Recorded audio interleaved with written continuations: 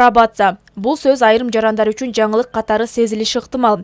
Бирок дүйнөдө бул ыкма кеңири колдонулуп келет. Юридикалык термин катары карай турган болсок, пробация шарттуу түрдө эркинен ажыратуунун бир формасы болуп эсептелет. Ал 5 жылга чейин эркинен ажыратылган учурларда анча оор эмес кылмыштарды жасагандарга колдонулат. Пробациялык көзөмөл оор жана өзгөчө оор кылмыштар жасаган адамдар үчүн колдонулбайт. Ошондой эле Кыргыз Республикасынын жаран эмес, убактылуу жашап турган чет өлкөлүк жарандарга жана жарандыгы жок адамдарга, ошондой эле жашы жетелектин жыныстык кол тийбестигине кол салууну жасаган адамдарга колдонулбайт. Мына бул Нарын шаарынын 28 жаштагы тургуну Нарын райондук пробация органынын каттоосунда турат. Интернет айдыңында ишмердигине тыюу салынган уюмдун материалдарын тараткандыгы үчүн соттун чечими менен пробациялык көзөмөлгө түшкөн. Ал мындай аракетти атайын жасаган эмес, таратып жаткан материалда тыюу салынган уюмга чакырык жасоочу маалыматтар бар экендигинен шек да санаган эмес. Мен интернет тармагынан мыйзамсыз материалдарды бөлүшкөндүгүм үчүн соттолуп, анан ушул мекеме менен пробациялык кызматташып неме болуп атам. Моралдык, психологиялык жактан жардамдарды алып эле атабыз. Бизде немелер болуп турат, собеседованиялар. Андан сырткары мамлекеттен гуманитардык жардамдар болот. Соттолгон жарандын оңолуусуна, түзөлүүсүнө, коомго аралашуусуна шарт түзгөн пробация жөнүндө мыйзам өлкөгө 2019 жылдын башынан тарта күчүнө кирип иштеп баштаган. Мамлекеттик органдар, жергиликтүү өз алдынча башкаруу органдары, жергиликтүү мамлекеттик администрациялар, милиция кызматкерлери жана коомчулук өкүлдөрүнөн куралган кеңеш пробациянын кардарына социалдык, укуктук, психологиялык жана юридикалык жардам көрсөтүшөт. Жыйынтыгында пробациянын кардарында башкача айтканда сыналуучуда оңолууга мүмкүнчүлүк пайда болот. Жалпысынан бул пробация институту болуп саналат.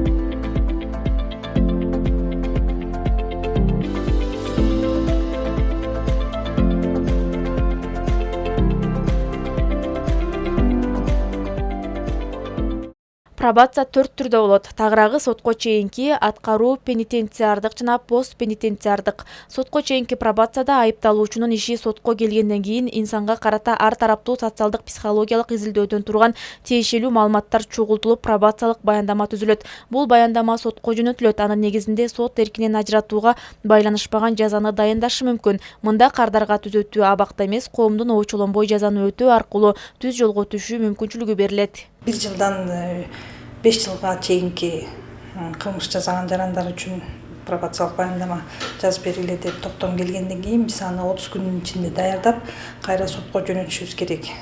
Аткаруу пробациясында кардарлардын ишке орношуусуна жана билим алуусуна, социалдык, укуктук, медициналык жана психологиялык жардам көрсөтүлөт. Эң башкысы адеп ахлактык, баалуулук багыттарды өзгөртүүгө, агрессиядан арылууга, мыйзамды сыйлоого карата жеке жана топтук психологиялык тренингдер өткөрүлүп, моралдык колдоо көрсөтүлөт. Андан кийин аткаруу пробацияга уже кардарлар өкүмдөрү чыгып соттон. Анан пробациялык көзөмөл дайындалган жарандар бизге каттоого алынат. Анан ошону аткаруу пробациясы деп айтабыз да. Пенитенциардык пробацияда кардар сыноодон ийгиликтүү өтсө, ал бошотууга даярдалат. Андан соң социалдык адаптациялоо боюнча иш жүргүзүлөт. Башкача айтканда, документтерди калыбына келтирүүсүнө, андан ары ишке орношуусуна, кесиптик даярдоо, квалификациясын жогорулатуу боюнча окутуулар, бошотулгандан кийин социалдык маанилүү ооруларды дарылоо курсунун үзгүлтүксүздүгүн камсыз кылуу чаралары көрүлөт. Анан пенитенциардык пробация бул жатак абагында мөөнөтүн өтөп жаткан кардарлар болот. Алар 1 жылдын ичинде жатак абагынан бошой турган адамдар деп эсептелинет. Алардын биз ошо бошогондон кийин чыгып келген жашай турчу даректерин изилдейбиз.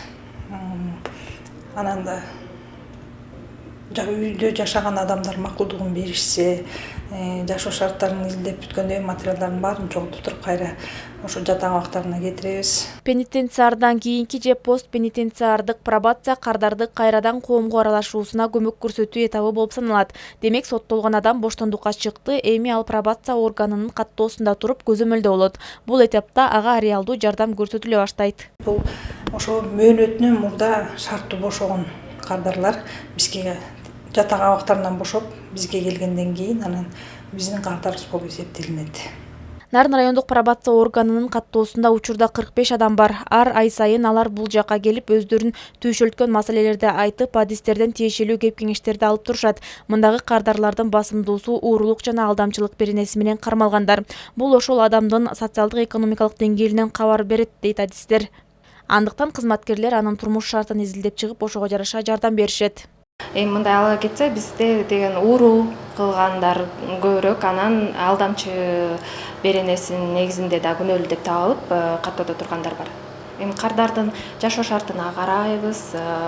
Эгерде ал уурдап бизге каттоого туруп калса, уурдаганга мажбур болгондур, может акча керек болуп, же иштебеген жумушу жок болгондугунун себебинен уурдап ошондуп учетко келип туруп калса, анда жумушу жок болсо жумушун издеп таап берип, анан жумуш издесе же окуса, бош жүрбөсө кайра кайталап кылмыштуулукка барбайт деген ойдо ошондой иш-чараларды жүргүзөбүз. Жыл башынан бери Нарын райондук пробация органында каттоодо турган 8 жаранга 31 000 сомдук материалдык жардам көрсөтүлгөн. Бирок мындан сырткары кардарларды сыноо мөөнөтү бүткөндөн кийин кайда барып кантип иштейм деген маселе түйшөлтөт. Бул үчүн аталган мекеме номер 87 кесиптик лицей менен келишим түзүп, кардарлар кыска мөөнөттөгү окуу курстарына жиберилүүдө. Азыркы кезде Нарын району боюнча пробация органы Нарын шаарындагы Нарын району социалдык өнүгүү башкармалыгынын алдында калкты жумуш менен камсыз кылуу бөлүмү менен биргеликте жана Нарын шаарындагы номер 87 кесиптик лицей менен биргеликте пробация органынын окуу курстарына жана кыска мөөнөттөгү окуу курстарына окутууга келишим түзүп жатабыз. Жана ошондой деле жыл башынан бери бир кардарыбыз номер 87 лицейде окуп жатат, ширетүүчү курсунда 3 айлык мөөнөттө окусун бүт элек азыр.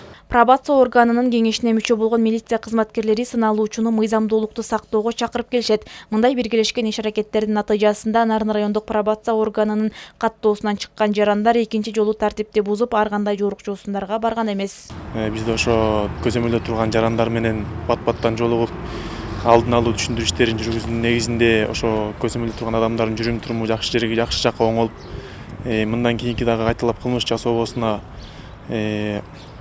өзүнүн ошо мындан кийинки максаттарына жакшы ошо биз түшүндүрүү иштеринин негизинде жакшы жолдорго түшүп атышат алар.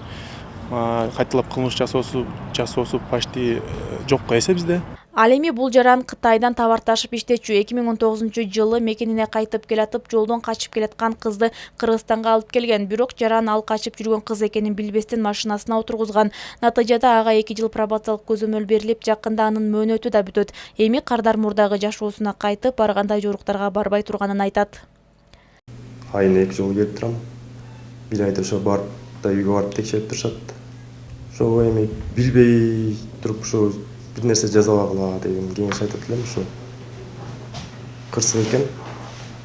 Биз байкабастан болот экен. Ушул жылы бүтөт. Бүткөндөн кийин эмне пландар бар? Кайра эле ошо жумуштарым менен иштейм. Кудай буйрса ошо бүткөндөн кийин. Эгер кардар бардык шарттарды талаптагыдай өтсө, ал берилген жазасын өтөдү деген өкүмгө барабар болуп, мурдагы жашоосуна кайтарылат. Демек, пробация органы коомдогу анча оор эмес кылмыш жасаган адамдарды түз жолго салып, мыйзамдуулукту жана гумандуулукту тутууга үндөйт. Маалымат иретинде айтсак, жыл башынан бери Нарын шаардык сотунда пробацияга байланыштуу 30 иш каралган. Жалпы сотко келип түшкөн иштин 25% пробацияга байланыштуу болот дешет тармак өкүлдөрү.